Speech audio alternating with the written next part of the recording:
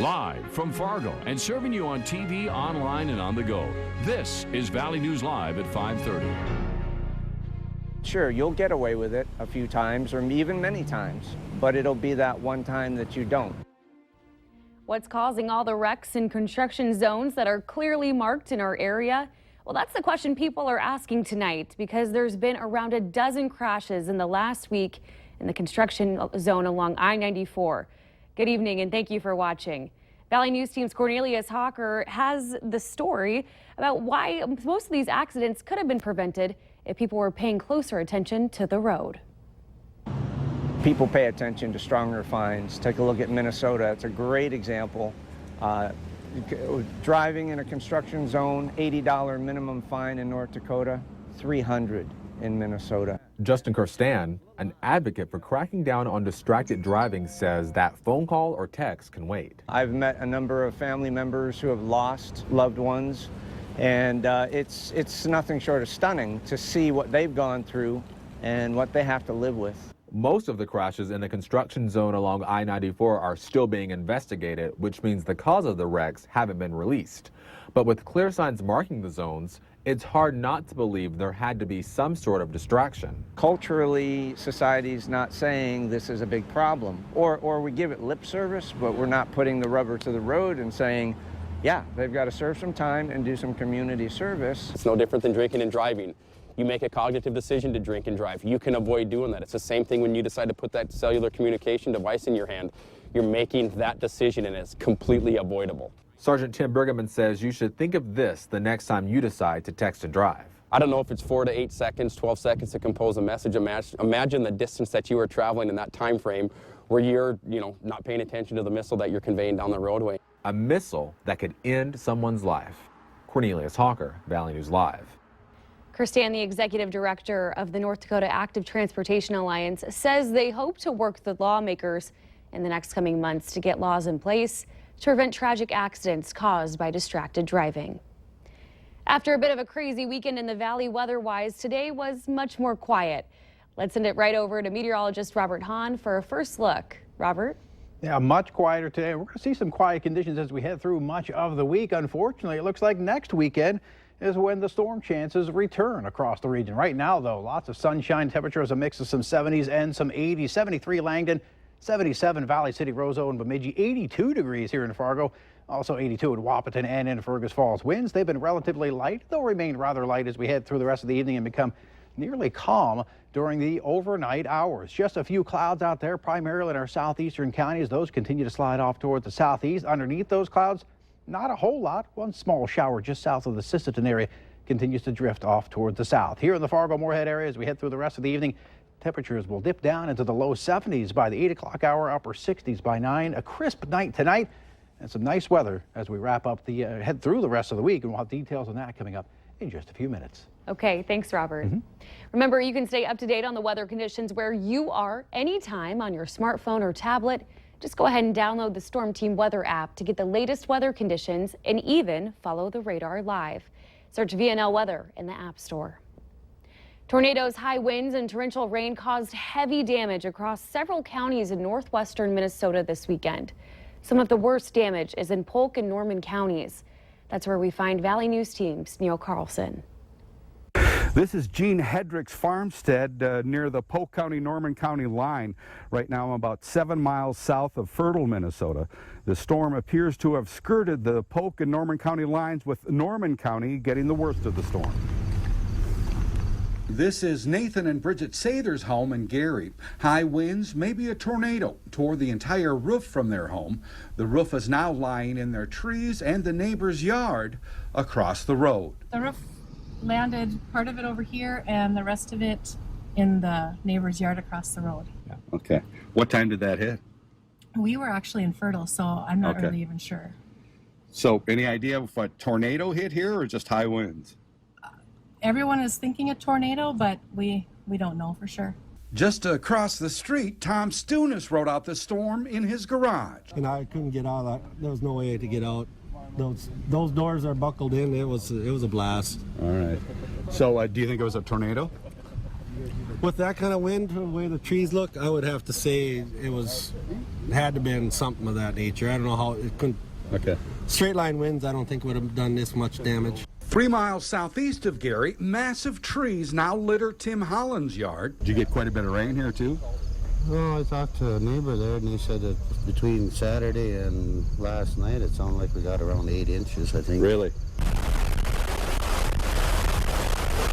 Number of properties that have damage to trees, twisted trees, extensive wind damage, heavy rains. I'm hearing upwards to 10 inches of rain fell in 2 days. Up in Fertile, more than 5 inches of rain just Sunday night caused a big mess at TDS Fertilizer.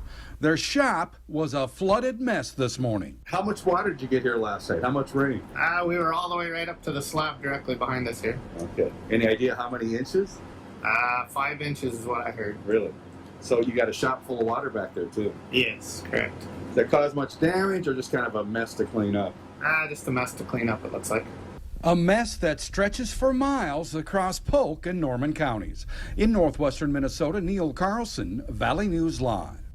The National Weather Service is checking out damage around that area to see if a tornado is responsible for some of it.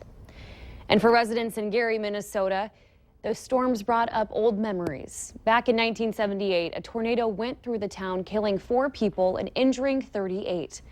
Last night, residents said they were surprised how long the storm stuck around above the town. And there was a huge rolling cloud, and fingers were coming up and down many different times. You know, we physically didn't see any touchdowns, but when we did feel that it was getting pretty hairy, we came back home. There are also reports of trees down and building damage in Neilsville, Minnesota. A Fargo woman has been arrested on burglary-related charges in Moorhead. 35-year-old Amanda Lee Olson was found inside a fenced-in storage facility early this morning in the 1700 block of 25th Street South. Police say she got into one of the units and cut a padlock, and then that was found in Olson's car. Olson is facing trespassing and possession of burglary tools with charges. Recent reports say over 2,500 refugees will be moving to parts of Minnesota. That's the most the state has received at one time in nearly a decade. The Star Tribune is reporting that 2,338 refugees settled in Minnesota last year. Now, in 2014, Minnesota spent more than $31 million in food or cash assistance and $137 million in medical assistance for residents who came as refugees. North Dakota State senior linebacker Nick DeLuca left the game against Charleston Southern on Saturday early in the third quarter with a shoulder injury. Today, Bison head coach Chris Kleiman said DeLuca would be out for 2 weeks and could be back for the Eastern Washington game on September 10th. Junior Matt Plank, who filled in for DeLuca during the Charleston Southern game, is expected to fill the middle linebacker spot if DeLuca cannot play. An NFL quarterback is making headlines after he refused to stand during the national anthem at a preseason game on Friday night. San Francisco 49ers quarterback Colin Kaepernick sat during the national anthem at a preseason game against Green Bay. Following the game, he told the NFL Network, "I am not going to stand up to show pride in a flag for a country that oppresses black people and people of color." The NFL says that while it encourages players to stand during the anthem, it has no policy requiring them to do so. Panic at LAX yesterday, all from a false alarm. Thousands of passengers ran onto the tarmac after mistaken reports of an active shooter. A loud noise mistaken for shots fired inside at least 3 terminals triggered the mass evacuation. The airport was shut down for more than an hour.